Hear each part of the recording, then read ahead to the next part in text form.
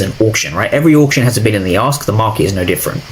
We use the delta to determine who is aggressive and who is passive, how many aggressive buyers and how many aggressive sellers there are. So if we can determine how many aggressive buyers and sellers there are, when we see aggressors that are failing to drive price higher, in this case, drive price higher, we know that there's more passive sellers than there are aggressive buyers. And this is what truly gives us the edge in determining whether a fair value gap is going to hold, right? Not a body, not a wick, not time, not an OTE model, not an ICT model. None of these things can give you the precision and accuracy and the true meaning behind every market the way that order flow does, right? So order flow gives you essentially the why behind every fair value gap, or the why behind every liquidity sweep.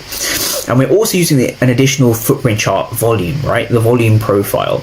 The volume profile is the second row, which essentially tells you the bid plus the ask. And it tells you where most of the market transactions are happening, right? So in this case, what's really interesting, if we read the next candle as price kind of broke below this level, what we're looking for, again, we're seeing that most of the volume is situated in the lower half of the candle.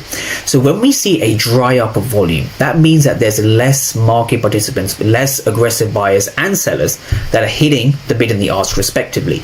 And so what that means is that there's less interest between buyers and sellers, right? When the volume decreases, it means that less market participants, buyers and sellers, are interested in those prices, right? So this was at 60.78 and we see the volume increasing at 60.74. So the market is interested in lower prices, and we can only read that when we see the dry up in volume, and the dry up in volume is again part of order flow. So this is how I was able to kind of frame